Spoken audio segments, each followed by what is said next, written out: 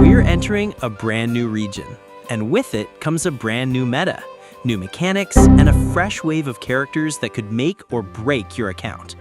But in Genshin, characters aren't just built to be broken. Every unit has a story, and a reason behind their power, both in lore and gameplay. Just look at Neuvillette, released nearly 2 years ago, and he's still one of the strongest DPS units in the game, unmatched in AoE and team flexibility. And of course, we can't forget the Archons. No matter how old or new, Archons have always remained relevant in their own elements and will always be among the best units in the game. Which raises the question, who are the characters that will lead the nod-krai meta? We're not just getting Archon reruns soon, we're getting some of the most hyped and lore important characters like Durin and Columbina. And in the second half of the cycle, Varka and Alice, two of the strongest lore characters, will also be joining the roster. So if you're a F2P player, it's more important than ever to choose your pulls wisely and plan for the long-term meta. For that, if you're planning to top up, you can save up to 25% using Loot Bar. Just click the top link in the description, choose your server, enter your UID, and the Genesis crystals are sent straight to your account, usually in under a minute. They also have hundreds of thousands of 5-star reviews and are heavily trusted. This is the cheapest way to pull for NFL or any banner. Plus, if you sign up today, you'll get an extra 10% coupon on your first purchase. Also, we are running a giveaway to participate.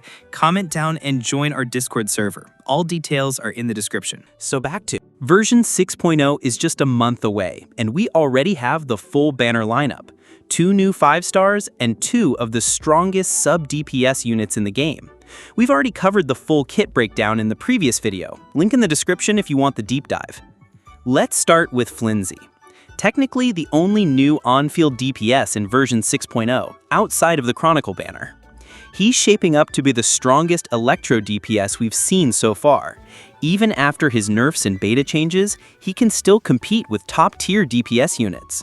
But is he worth pulling?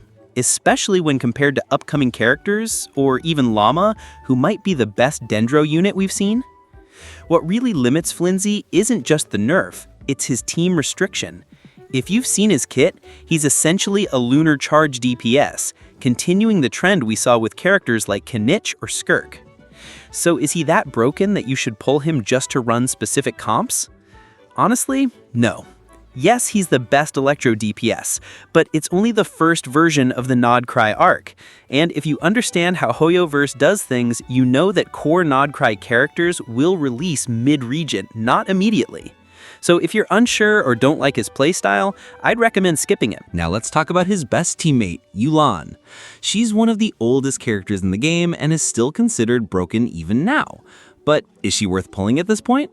Especially with fewer Chainer reruns coming soon, and Columbina, who might become a new sub-DPS queen just around the corner? If you ask me to choose between Flins and Yelan, I'd say Yelan is the better choice. But is she better than Nahida or Lauma right now? Probably not, especially after the release of Aino. Aino is free, and you'll likely get multiple copies over the next few patches.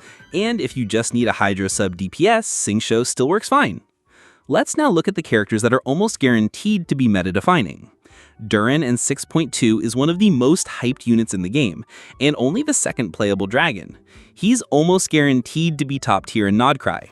Columbina is coming next, essentially the Archon of this arc. You already know Hoyoverse is going to make her broken, so you can't skip. Then, in the second half of the arc, we'll be getting another batch including Nicole, Varka, and Alice. That makes 5 major units expected to be game-changing in just a few patches. So where do characters like Lauma and reruns like Escoffier and Mavuika fit in? Starting with Nahida versus Lauma. Both are dendro support / sub-DPS units that boost their entire team while dealing personal damage. But Lauma focuses on 3 specific teams, Bloom, Hyperbloom, and Burgeon, and in those teams she power creeps Nahida. She's about 20–25% stronger than Nahida in those comps, which is a massive difference. But does that mean Nahida is a skip? Absolutely not. Like we said earlier, Archons will always hold long-term value. Nahida still shines in spread and aggravate teams, and she's the best pick for burning and TTDS support with strong dendro application.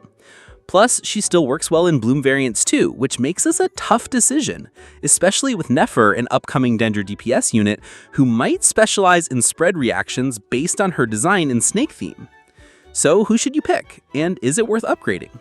If you already own Nahida, I'd say go for Lauma. They can even work together in the same team.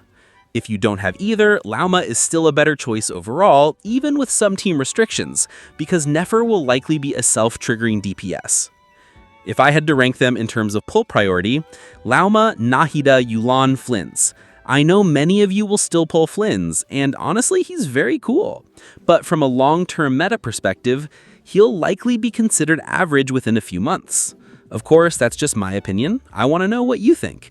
Let me know in the comments which character you're pulling for. And don't forget, we're running a Welkin giveaway in the Discord, link in the description. If you enjoyed the video, please subscribe. We're super close to 3,000 subs. Thanks for watching.